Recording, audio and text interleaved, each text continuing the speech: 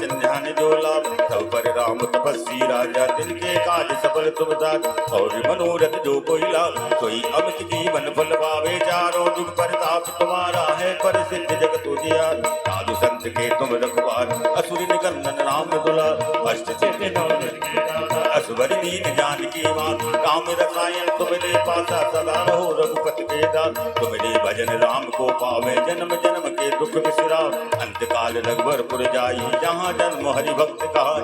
और देवता चित्त न धरे, हनुमत से सर्व सुख करे। संकट कटे मिटे सब पीरा, जो तुमरे हनुमत बलवीर। जय जय जय हनुमान गोसाई, कृपा करो गुरुदेव इतना।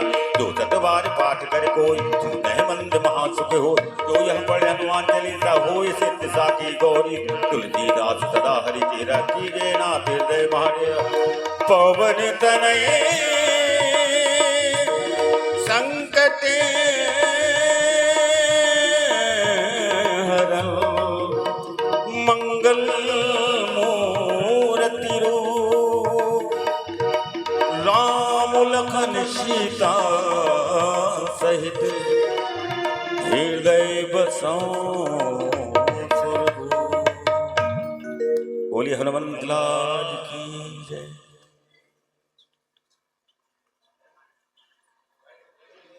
स्वस्ति गणेशाय नमः। श्री सरस्वत्यै नमः। श्री गुरुभ्यो नमः।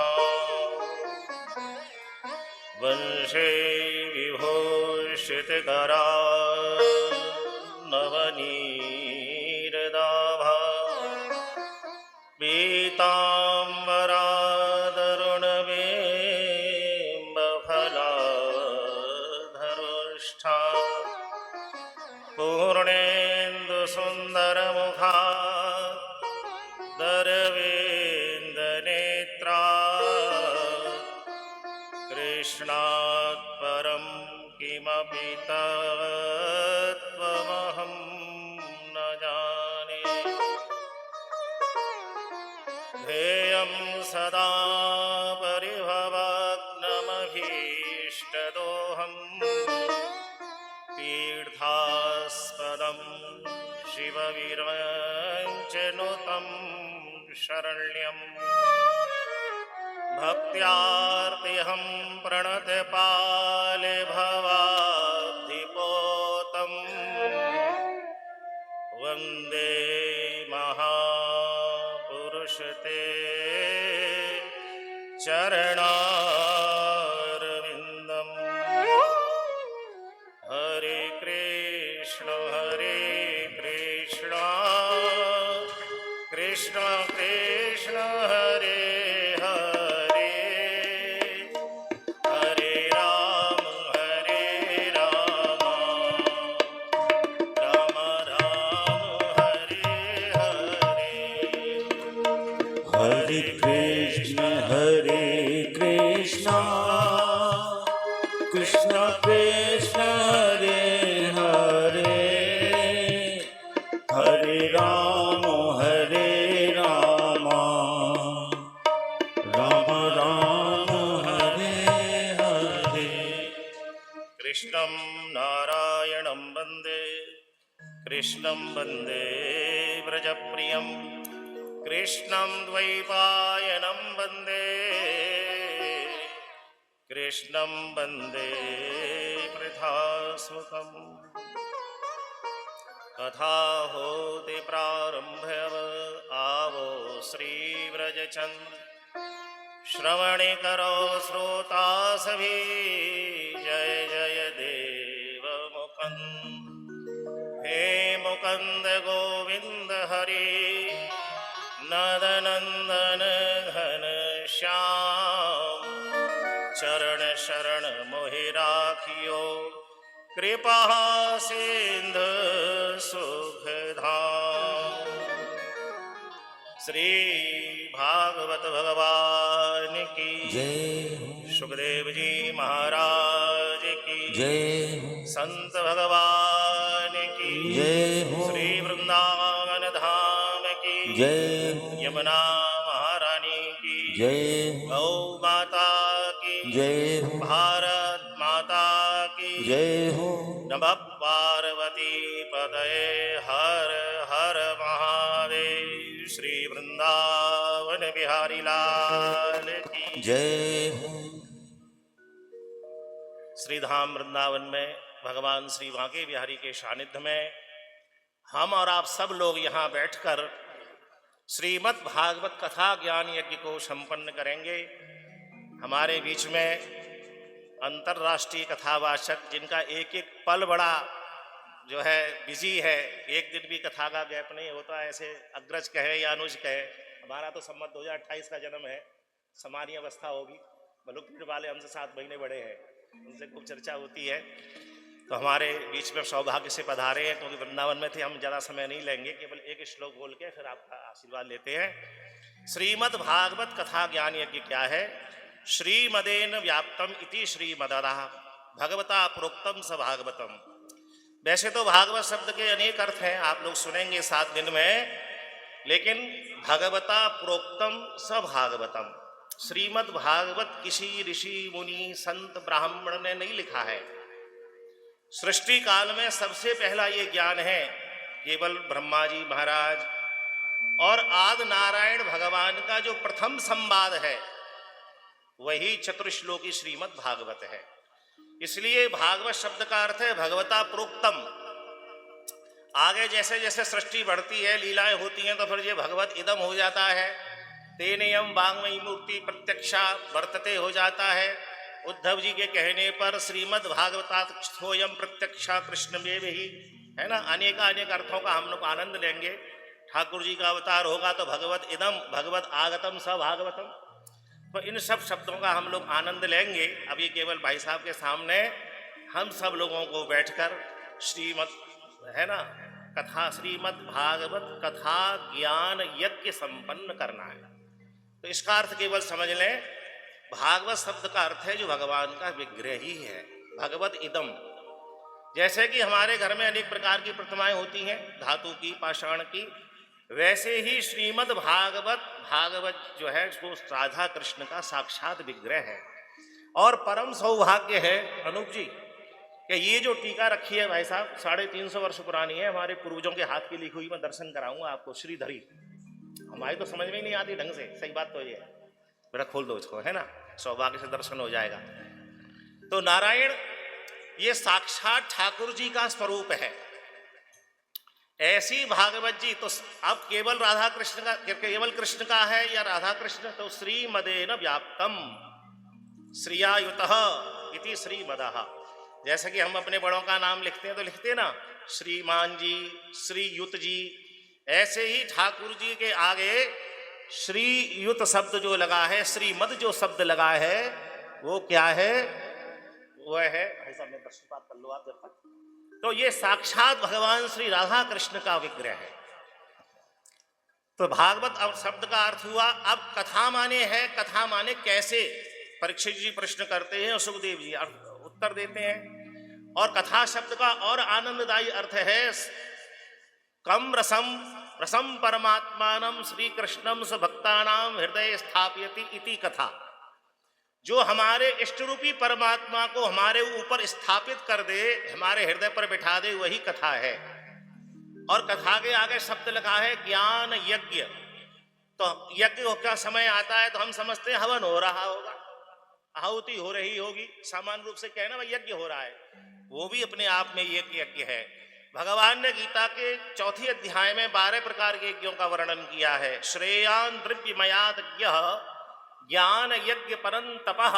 लेकिन भगवान कहते हैं सर्वा अर्थनम प्रार्थे ज्ञाने परिसमाप्यते।